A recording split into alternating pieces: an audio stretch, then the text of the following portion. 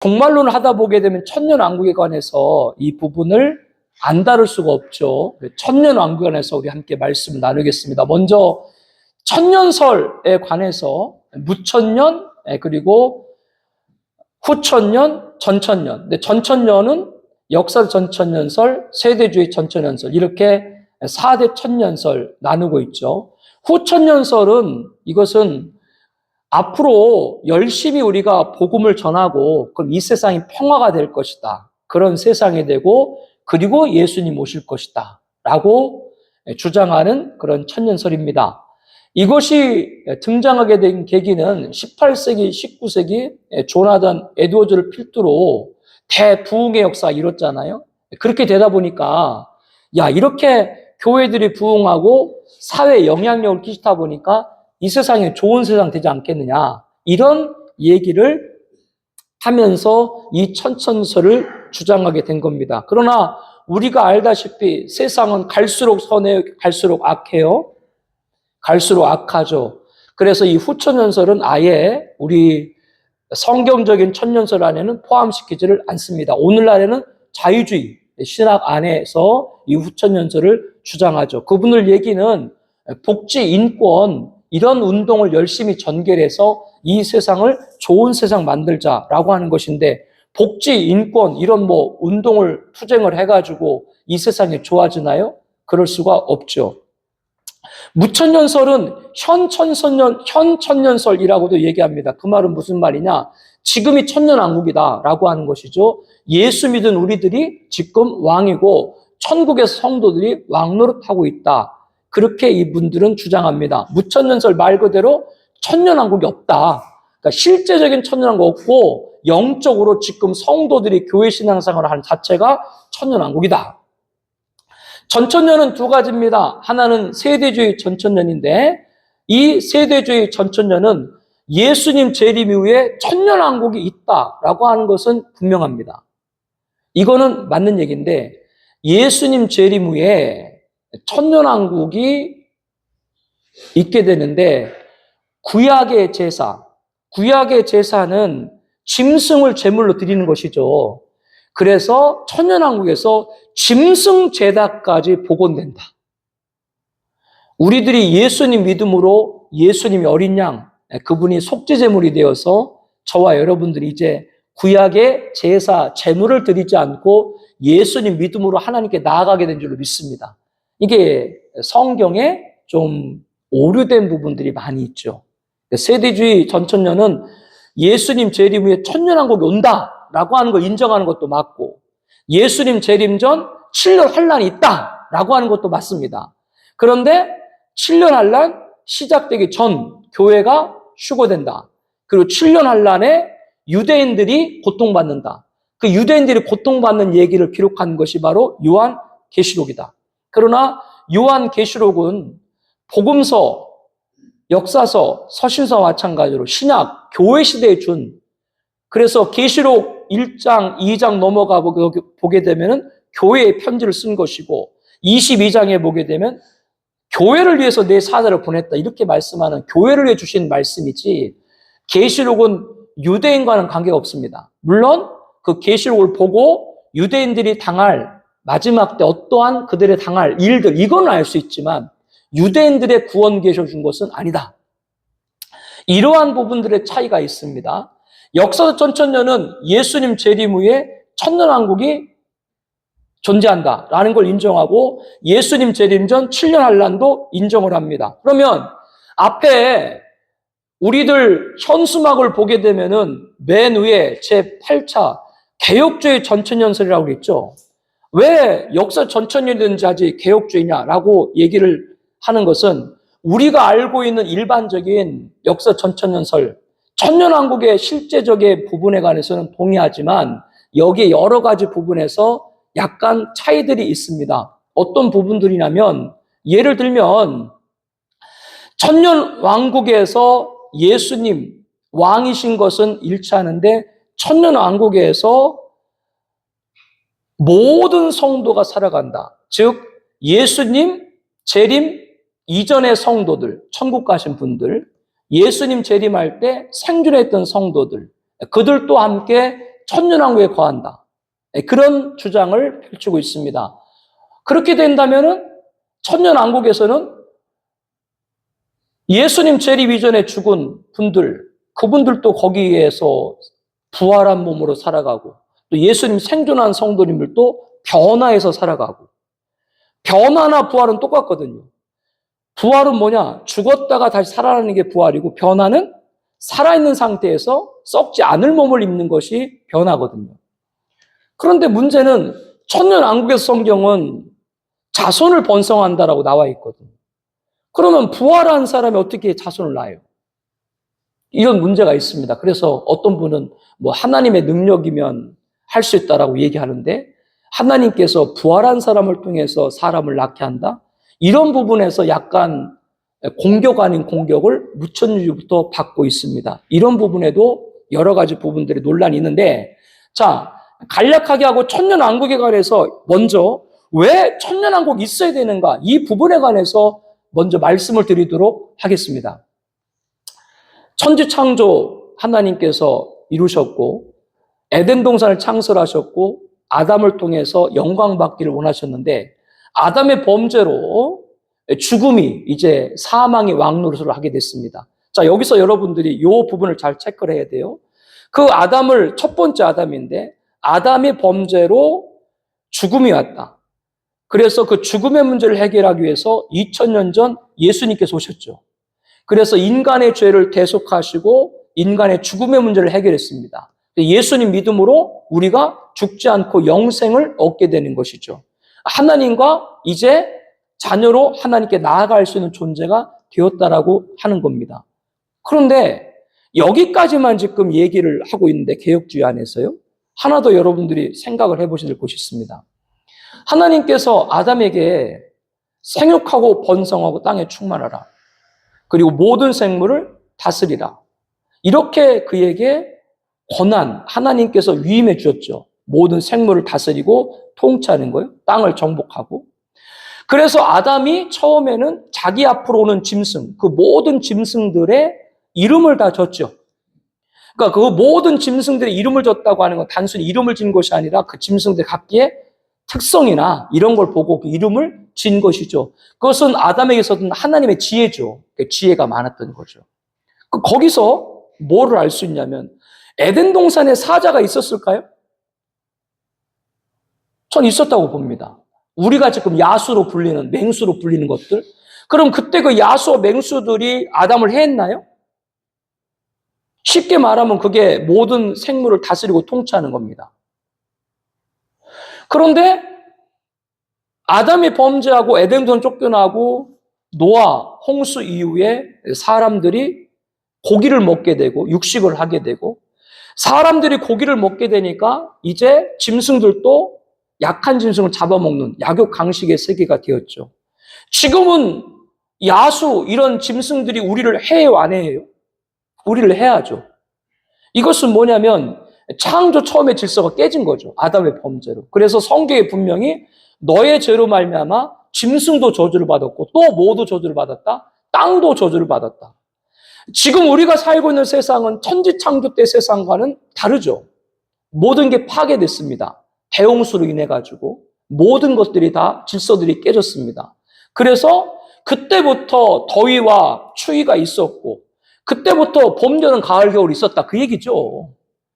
에덴 동산의 때는 지금 같은 북극과 남극, 뭐 온대와 무슨 뭐 아열대, 이런 게 그때는 존재하지 않았다라고 하는 것이죠. 모든 지구 안에서 생명체들이 살아갈 수 있는. 그래서 에덴 동산에서 아담과 하와가 옷을 입었어요? 벌거벗었어요? 벌거벗어도 아무런 생활에 어려움이 없도록 다 그 세상을 하나님께 만드신 것인데, 범죄로 인해 가지고 이 세상에 죄가 간영함으로 노아 홍수 때 그 질서들이 깨진 거죠. 그래서 야수들의 공격을 받고 또 하나 뭐가 있었어요? 자연재해가 오기 시작한 거죠. 왜 자연재해가 올까요? 해마다 왜 기후재앙이 올까요? 다른 것이 아니라 너의 죄로 누구도 땅도 저주받았다. 즉 자연이 너희 때문에 우리가 이렇게 저주받았어. 그러면 자연이 인간을 공격하는 거죠. 이게 기후재앙입니다. 지금 이런 세상이죠. 예수님이 2000년 전에 오셔가지고 아담의 범죄로 찾아온 죽음의 문제를 해결한 건 맞지만 예수님이 오셔서 이 세상의 질서가 천지창조대로 회복됐나요? 개혁주의 신학자 이걸 놓치고 있는 겁니다. 이 세상이 천지창조대의 모습을 잃어버렸다. 만왕의 왕이신 예수님께서 십자가에 죽으심으로 죽음의 문제를 해결했다. 라는 것까지만 얘기하지 그분이 이 세상의 모든 질서를 원래 창조 때 모습으로 회복했다. 이 얘기를 안 해요. 이게 중요하지 않은가라고 하는 것이죠. 그러면 성경에 예수님이 40일 금식기도 하시고 마귀의 시험을 받을 때 시험을 물리치시잖아요. 천사가 수종 들고 또 예수님 앞으로 누가 와요? 야수들이 오죠. 그리고 예수님이 그 야수들을 다 순종시켰습니다. 그리고 성경에 보니까 예수님이 바다 위를 걷기도 하시고 폭풍을 잔잔케 됐다. 이거는 뭘 우리들에게 보여주느냐? 하나님이 아담한테 원래 줬던 생육하고 번성하는 것뿐만 아니라 땅을 정복하고 다스리라. 그 권한이 누구에게 있다? 예수님에게 있는 걸 보여주기 때문에 야수도 바람도 폭풍도 잔잔시킨 거죠. 그러면 예수님이 부활 승천하신 이후에 지금 사람이 예수님처럼 야수를 길들이고 예수님처럼 바람과 폭풍을 잔잔케 할 수 있는 능력이 있나요? 없죠. 그럼 이대로 끝난다? 하나님이 아담을 통해서 천지창조 영광을 받기 했는데 아담의 범죄로 이루지 못해 끝난다. 그건 하나님이 아니죠. 하나님이 원래 목적을 이루지 못하는데 그거 어떻게 하나님이에요? 우리 하나님 속성 다 알잖아요. 전지전능, 무소부재, 영원불면. 그 하나님의 속성상 하나님의 계획을 이루지 못했는데 그대로 끝난다면 그게 하나님 속성이 맞냐라고 하는 거예요. 이제 목사님들이니까 신학적인 얘기가 조금 이제 언급이 되는데요. 이 문제가 언제 해결되는가? 바로 그것이 예수님의 재림입니다.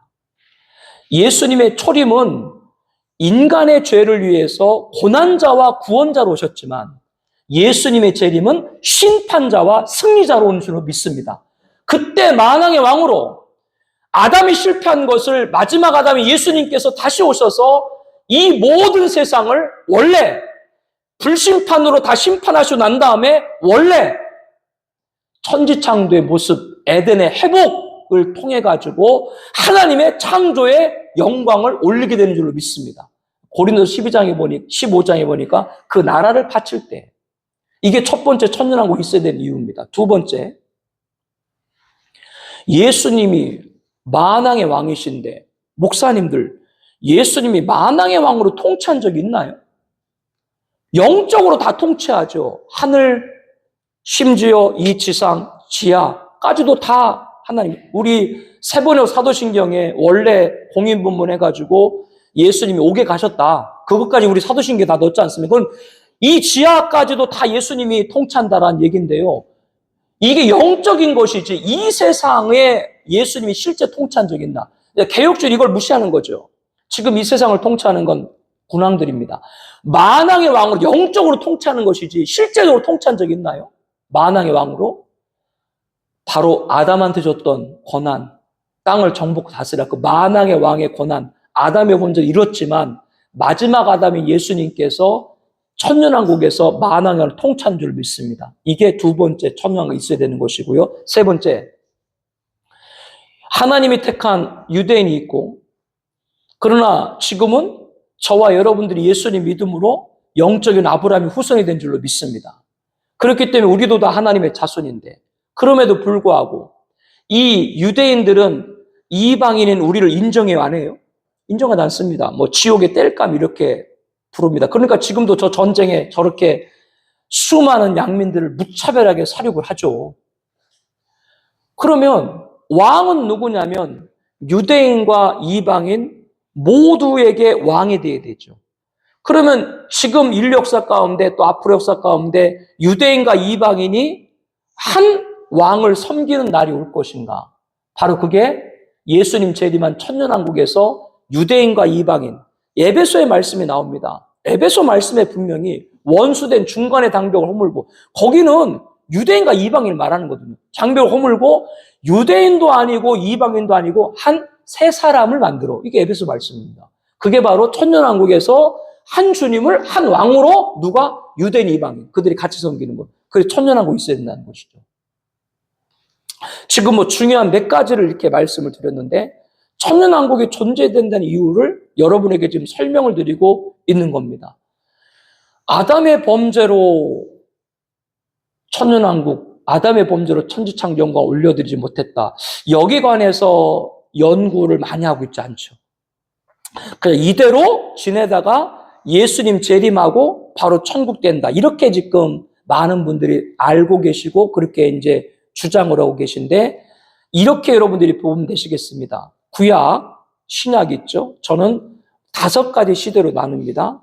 구약 시대, 신약 시대, 이 신약 시대를 교회 시대라고도 얘기를 하죠. 그 다음에 7년 시대, 이거 종말 시대고, 그 다음에 천년 시대, 그 다음에 영원 시대, 새하늘과 새 땅. 근데 한국 교회와 또 다른 세계 많은 교회는 종말 시대인 7년 환란과 천년 시대가 없어요. 그게 중간에 그게 빠져버리고 바로 그냥 천국으로 가요. 유대인들이 천국을 믿나요?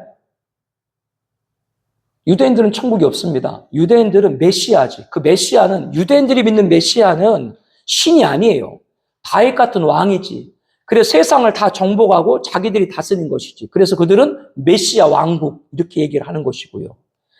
구약적이고 유대적인 개념이 메시아 왕국이고 신약적이고 이방, 교회적인 개념이 천년왕국인 거예요. 그들은 그렇게 생각을 하는 거예요. 유대인들은 메시아 왕국 그렇게 생각을 하는 것이죠. 오늘 이렇게 보시면 됩니다. 유대인들은 아직까지 예수님 안 믿죠. 그러니까 유대인들은 2000년 교회 시대가 닫혀 있고 교회는 7년 종말 시대가 닫혀 있습니다. 그러니까 종말 시대 아무 얘기도 안 하는 겁니다.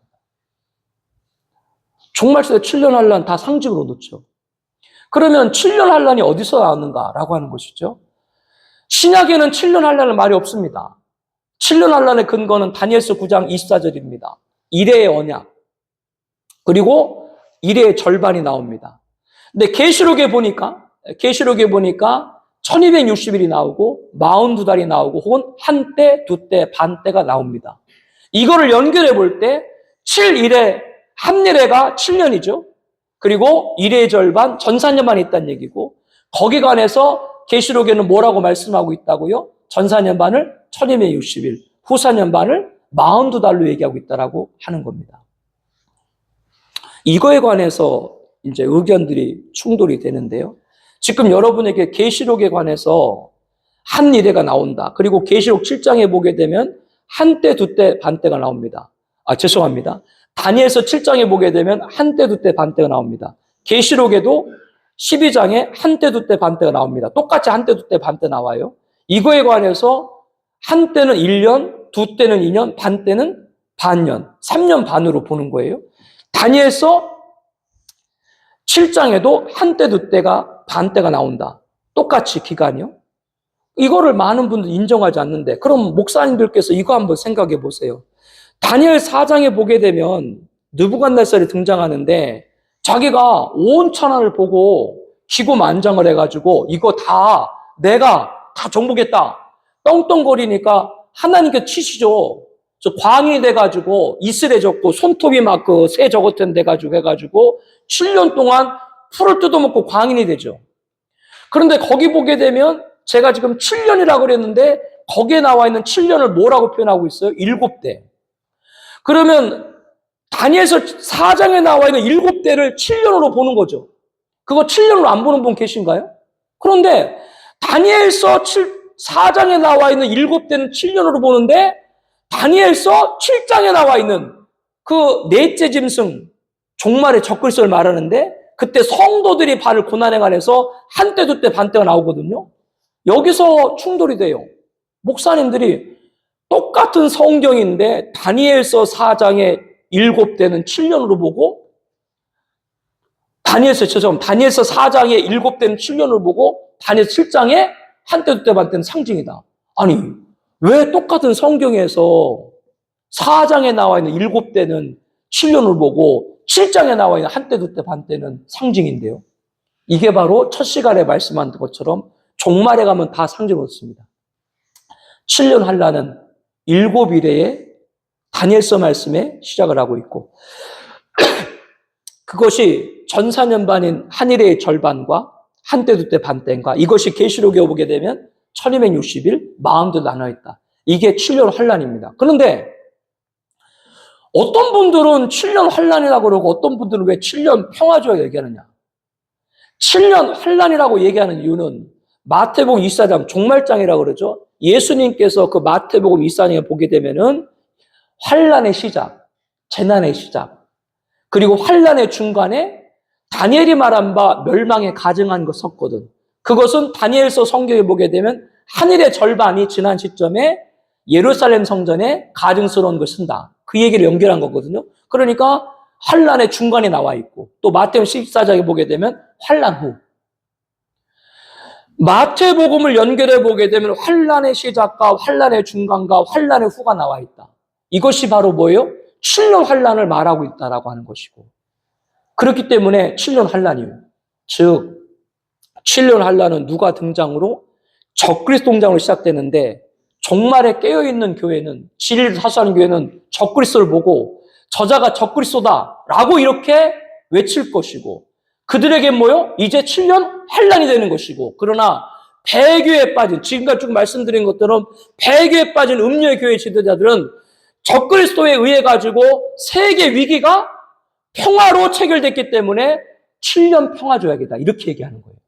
똑같은 7년인데 진리를 사수한 초대교회 지도자들은 이제 7년 환란 종말 시대다 이렇게 선포할 것이고 배교에 빠진 음료교회 지도자들은 적그리스도 인류의 영웅이 등장했다. 이제 세계의 평화가 시작됐다. 7년 평화조약이다. 이게 7년 환란 종말 시대 7년 환란과 7년 평화조약에 관한 얘기입니다. 이걸로 충돌하게 될 것이죠. 근데 한국 교회는 이걸 다 상징으로 돌려버립니다.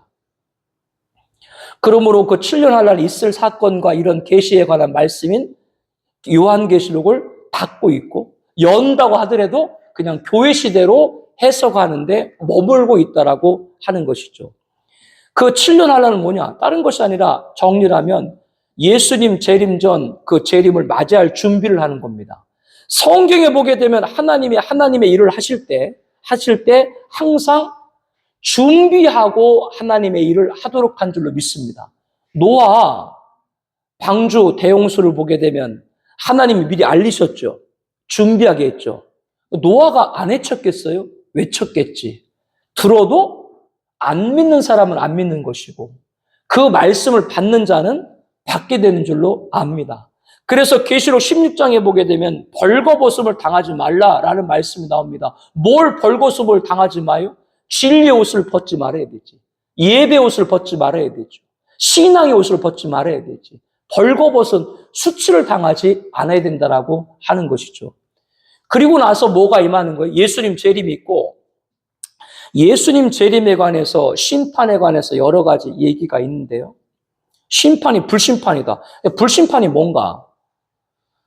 첫 번째 심판이 물심판이었는데요. 물심판이 지구 밖에서 왔어요? 지구 안에서 벌어졌어요? 비가 내렸고 지구 안이죠.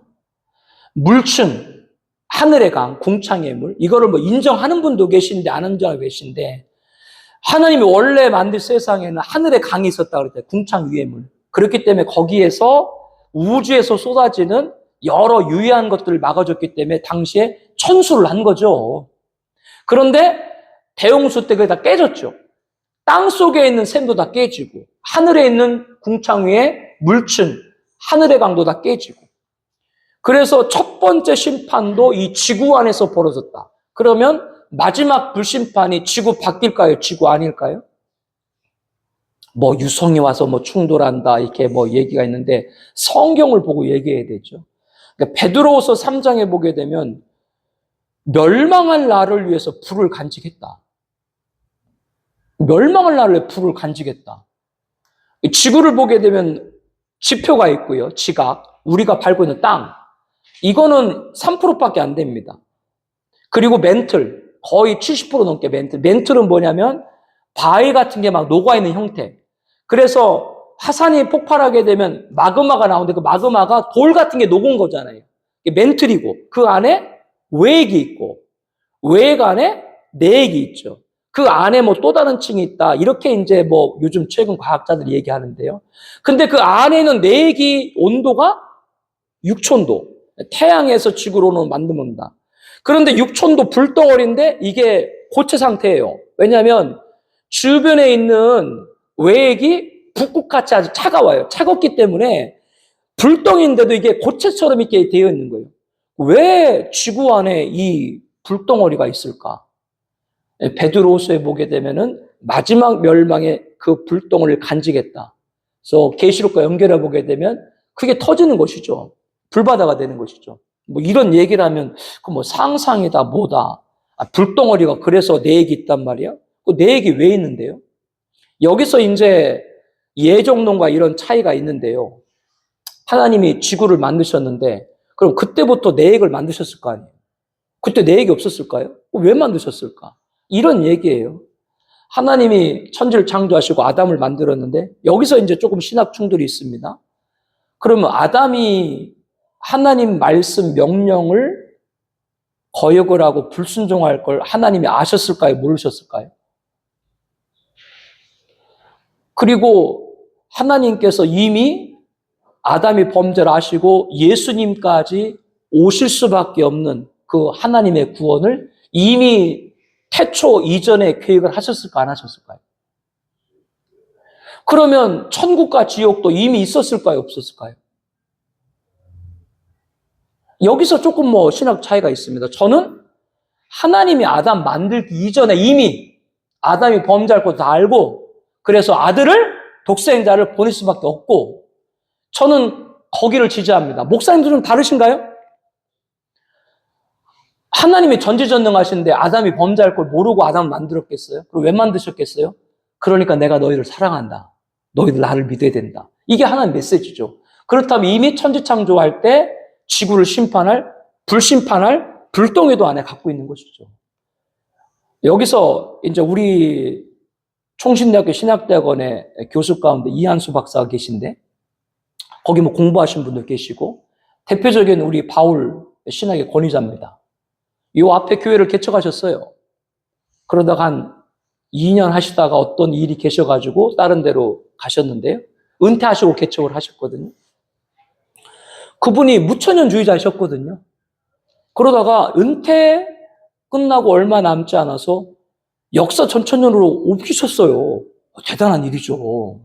이 대화를 좀 이렇게 하고 그분 책도 제가 보고 제 저서에도 많이 인용을 했습니다. 근데 그분 얘기가 이제 그게 누구 얘기냐면은 혹시 김추성 박사라고 들어보셨나요? 합신에. 그 액치에 아세아연합신학대학 액치에 한철아 박사 계시죠? 고인? 그분의 사위예요. 사위가 김추성 박사가 이제 합신에 우리나라에서 요한계시록으로 학위받은 분이 김추성 박사하고 이필찬 박사 두 사람입니다. 저도 받으려고 했는데 제 논문을 심사해줄 교수가 없어요. 그래서 못 받았어요. 그거는 그냥 우수시를 하는 말씀이고요. 받자면 뭐 못 받겠어요. 저거 다 저기만 하면 되는데 제가 쓴 책만.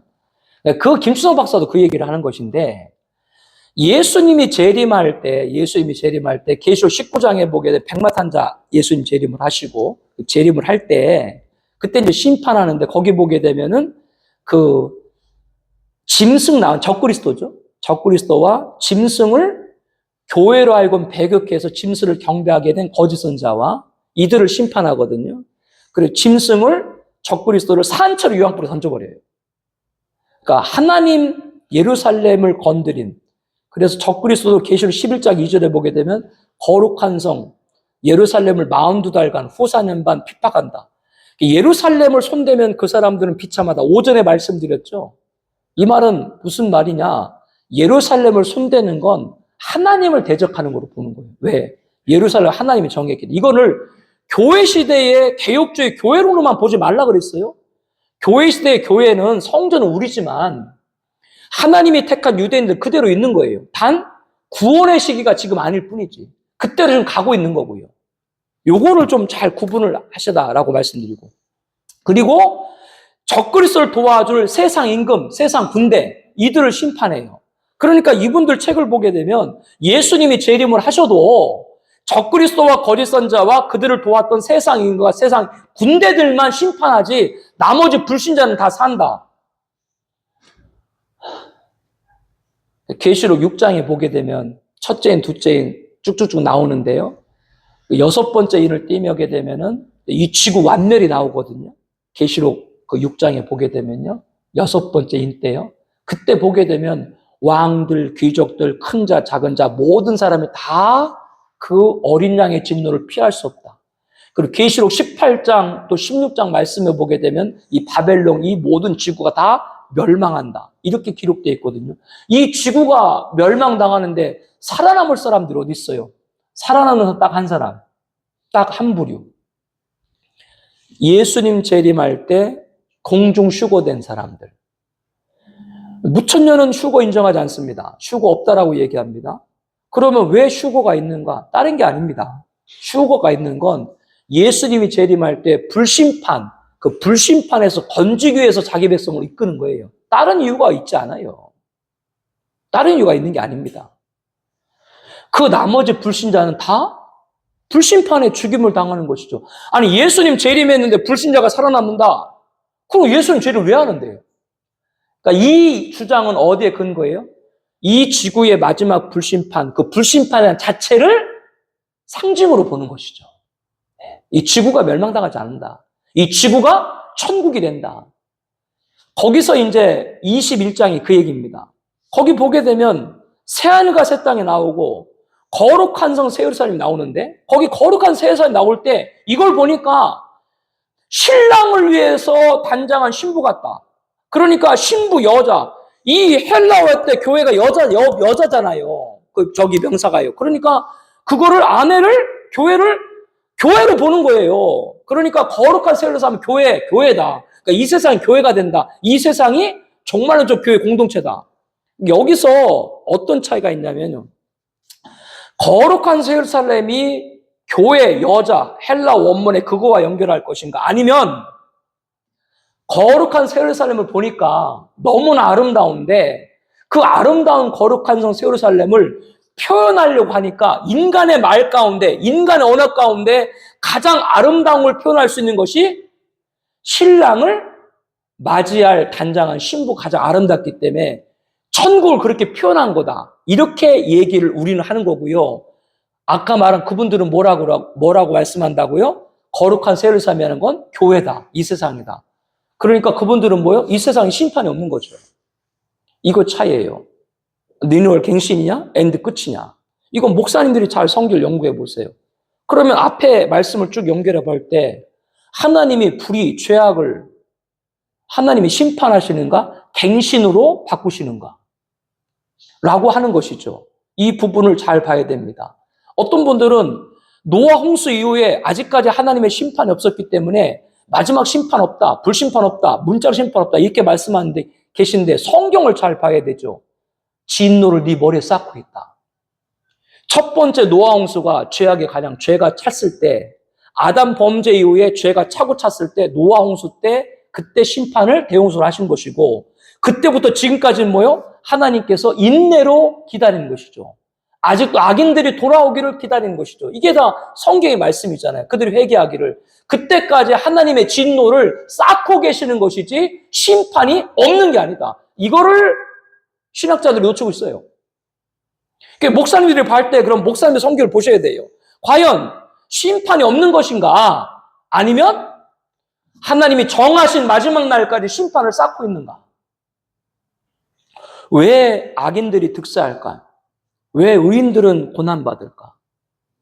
하나님 너무나 악인들의 이 득세와 의인들의 고통, 이게 계시록 6장에 나와 있는 다섯 번째인 때 순교자들입니다. 우리 피값 빨리 갚아주세요 라고 하니까 하나님이 뭐라고 말씀하냐면 네 동무들, 바꿔 말하면 아직도 채워져야 될 순교자가 있다.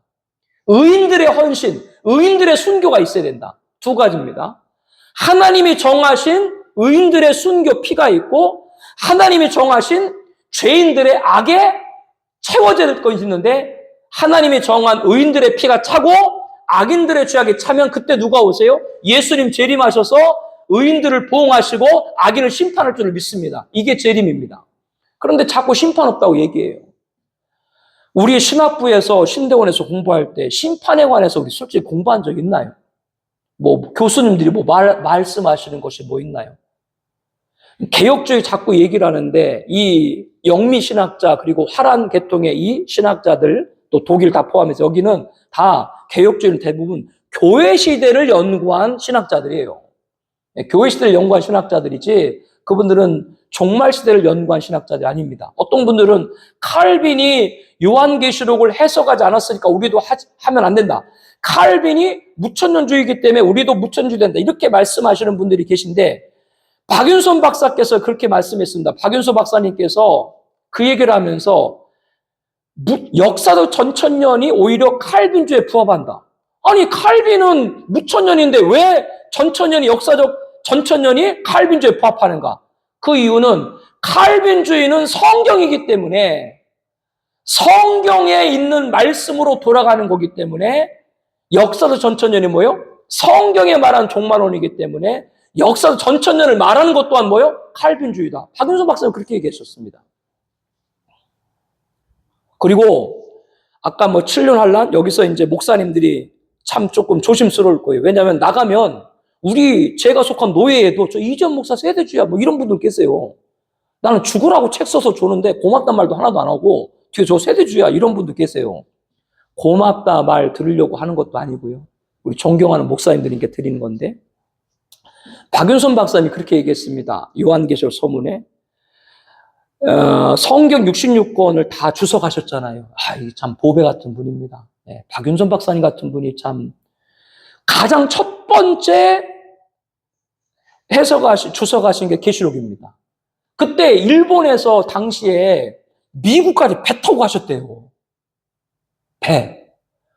근데 이 말씀 맞나요? 성경 66권을 다 외우셨다고. 이게 그건 아니신가 잘 모르겠어요. 그때 가면서 배에서 계시록을 다 주석을 하셨다고 그랬어요. 가장 첫 번째.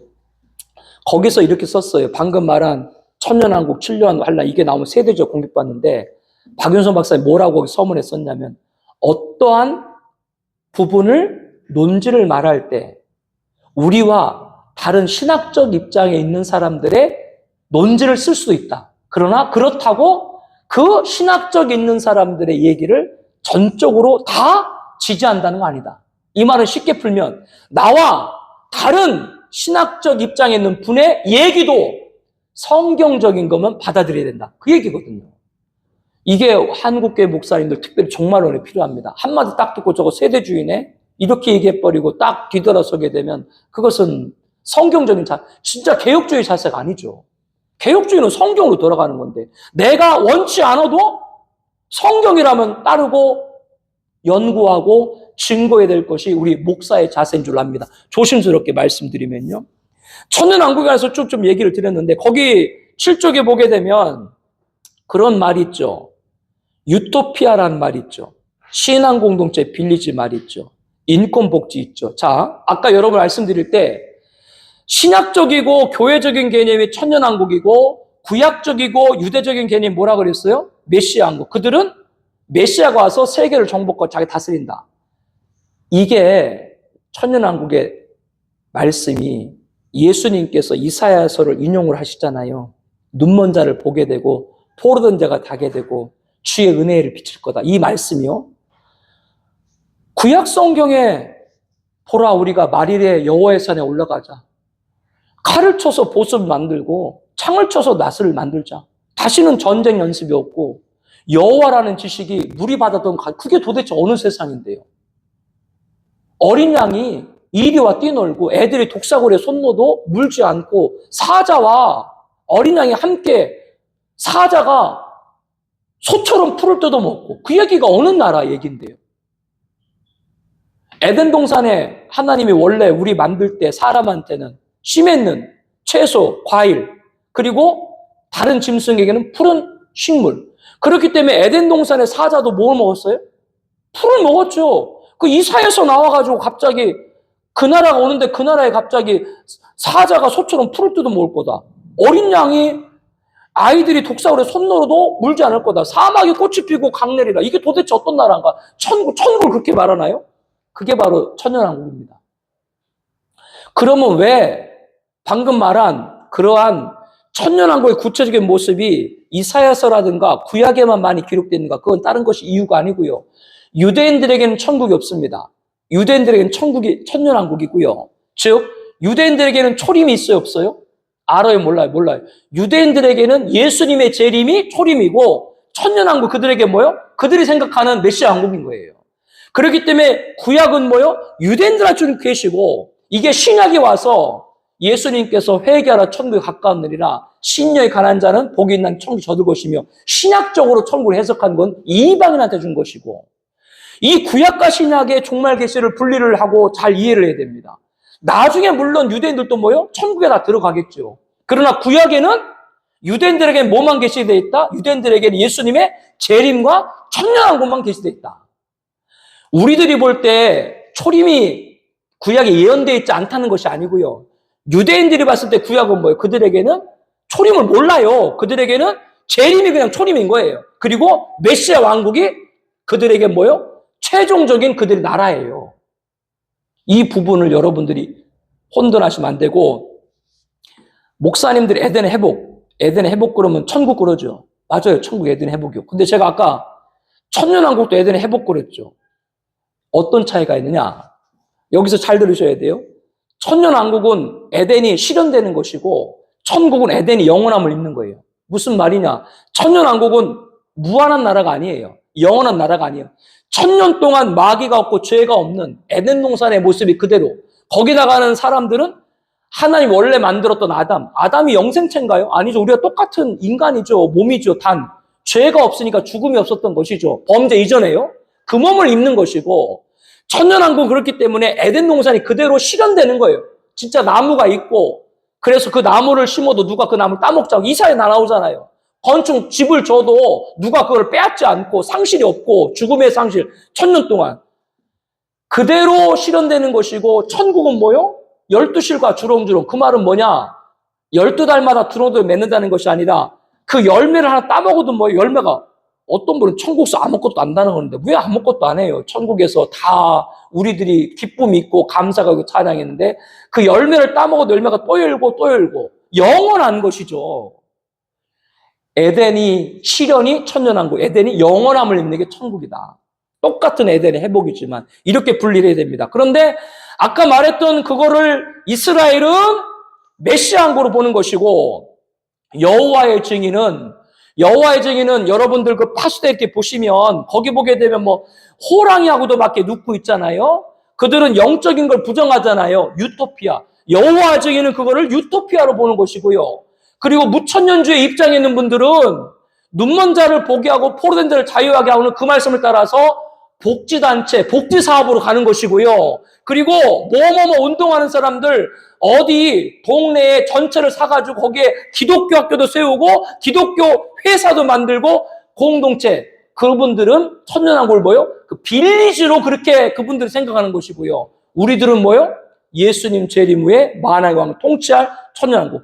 이게 다 각각 신학의 차이입니다. 빌리지를 만들고 복지를 만드는 게 잘못됐다는 것이 아니고요. 제가 하나님이 은혜를 주셔가지고 청라국제도시를 다 우리 교회가 매입을 했어요. 전혀 그럴 일이 아니시니까 아멘도 안 해주시고.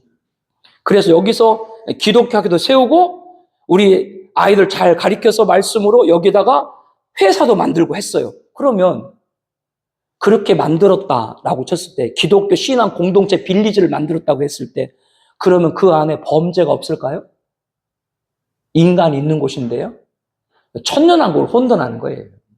결국은 천년왕국을 혼돈하는 겁니다. 이거는 예수님이 만왕의 왕으로. 그래서 지금 모든 혼돈과 혼란과 혼미는 예수님이 재림하셔야 일거에 해결하고 그분이 진짜 평화의 왕으로 통치할 줄을 믿습니다. 그럼 그 나라를 사모해야 되는데 천년왕국에 대한 얘기도 없고 천국에 관한 얘기도 없고 지금 쭉 저랑 이렇게 말씀을 나누고 있는데 제가 우리 섬기는 교회 성도님들에게 이런 얘기를 하겠어요? 안 하겠어요? 우리 성도님들이 힘들죠. 이런 얘기를. 또 그동안 신앙생활 했던데 전혀 안 들어봤던 얘기잖아요. 재림, 뭐 순교, 천년왕국. 그래도 해요. 왜냐하면 하나님, 주님의 양인데, 주님의 양이 저에게 목양하도록 저에게 보냈는데, 그 주님의 양인데, 그러면 그 주님의 양에게 주님 말씀을 가리켜야 되는데, 내가 섬기는 교회 성도들한테도 전하지 못하는 말을 목사님들한테 전한다? 그거는 목사가 아니죠. 그래서 힘들어도 목회를 합니다. 목사님들 다 알잖아요.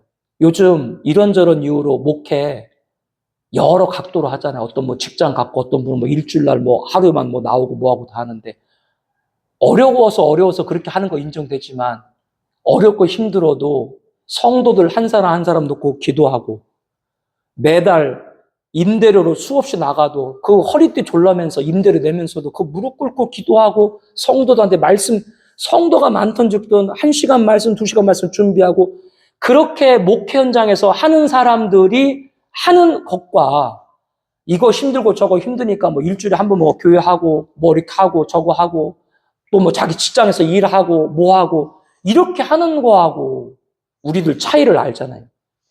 전부가 아니라요. 그러니까 이게 제 얘기는 뭐냐면 목사님들이 요번에 돌아가셔서 종말론의 말씀을 듣고 조금 고민을 가지시더라도 이걸 한번 성경의 말씀이고 이 시대에 내가 증거할 거라면 정말 힘들고 어려워도 섬기는 교회 강단에서부터 전해질 줄 믿습니다. 그 말씀을 드리고 싶고요. 그래서 예수님이 마태 24장에 말씀하는 거예요. 충성되고 지혜 있는 종. 누가 충성되고 지혜 있는 종이냐? 주인이 올 때 칭찬하고 모든 소유를 맡을 것이다. 누가 악한 종이냐? 주인이 더디 오리라. 이게 마태 24장 종말장이거든요. 재림이 없는 거죠. 그래서 베드로후서에 보니까 뭐요? 말세에 기롱하는 자들이 나와가지고 야 무슨 종말이 어딨어? 태초부터 태양은 동쪽서 뜨고 서쪽서 내일도 똑같다. 무슨 종말 있어? 말세에 기롱하는 자들이 와가지고 이 말씀을 닫는 것이죠. 악한 종들 동물을 때려요. 왜 동물을 때려요? 왜 쓸데없이 종말론 같은 거 얘기를 해? 그들 때려요. 24장 그게 다 종말론 말씀이죠. 충성되고 지혜로운 종은 뭐요? 주의 오심을 때를 따라 양식. 여기서 때에 따라 양식. 과연 우리가 목회하는 시대가 어느 때인가? 이 모든 징조를 봤을 때. 그러면 그 때에 종말의 징조로 간다면 재림의 메시지는 증거에 될지 믿습니다. 이게 이거예요. 예. 이 부분입니다. 주님은 주님 맞이할 신부로 단장하는 종을 충성되고 지혜로운 종이다. 그렇게 말했고 그에게 모든 소유를 맡겼다. 그리고 이것이 더 나가게 되면 제자들에게 예수님 말씀할 때 너희들이 12보좌에 앉아서 12지파를 심판할 거다. 도대체 그게 무슨 말씀입니까? 보좌가 나오죠. 계시록에도 보좌가 나오는데요. 하늘에도 보니까 4장에 보니까 사도 요한이 올라갔는데 하늘에 올라가니까 하늘에 보좌가 있고 누군지는 말씀했는데 당연히 하나님이시죠. 당연히 하나님이시고 그런데 또 계시록 20장에 보게 되니까 여러 보좌가 있는 거예요. 누구냐? 순교자들의 보좌가 있는 거예요. 이 말씀과 연결해 볼 때 순교자, 아까 충성되고 지혜로운 종, 모든 수를 맡긴다라고 하는 건 순교자고 그 순교자들에게 하나님께서 어떻게 해요? 바로 보좌에 앉는. 왜 보좌에 앉아요? 신보좌에 하나님이 자정하시는데 심판할 때 악인 한 사람 한 사람 심판하겠어요? 순교자를 통해 가지고 악인을 심판하겠어요? 그 악인들에게 죽임을 당한 순교자들. 그러니까 성경에 보게 되니까 순교자가 나오고 그들에게 보좌가 나오고 심판의 권세가 나온다. 충성되고 지혜로운 종. 그들이 바로 누구예요? 순교자. 그래서 마지막 때 하나님이 다른 많은 종들을 쓰시지만 하나님은 어느 시대건 순교자를 통해서 일하시는 줄 믿습니다. 이 부분을 연결을 할 때 과연 우리가 지금 때가 이때라면 종말의 메시지에 관해서 우리가 어떻게 증거해야 될까? 한번 깊이 고민할 필요가 있다라고 보여집니다. 천연왕국에서 얘기를 쭉 말씀을 드렸는데 혹시 여기에 관해서 여러분들이 질문하실 말씀이 있나요? 질문할 게 있나요?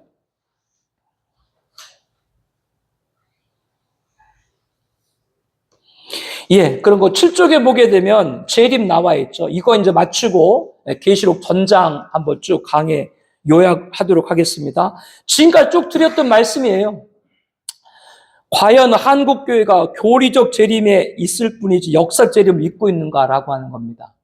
그 작은 두루마 나와 있는데 계시록 10장에 나옵니다. 작은 두루마 받아 먹어라. 이게 계시록이거든요. 예언의 말씀. 근데 거기서 뭐라 그러냐면 먹었는데 입에선 다는데 배에선 쓰다. 이게 도대체 무슨 말인가? 계시록의 종말의 메시지를 드리면 너무나 그 말씀을 아니까 좋은데 증거하려면 어려워요. 그러니까 어떤 분이 저한테 우리 그 노예 목사님이신데 지난번 어느 그 목사님 섬기는 게 헌신 예배를 부탁을 해서 갔는데 그분이 그런 말을 하대요.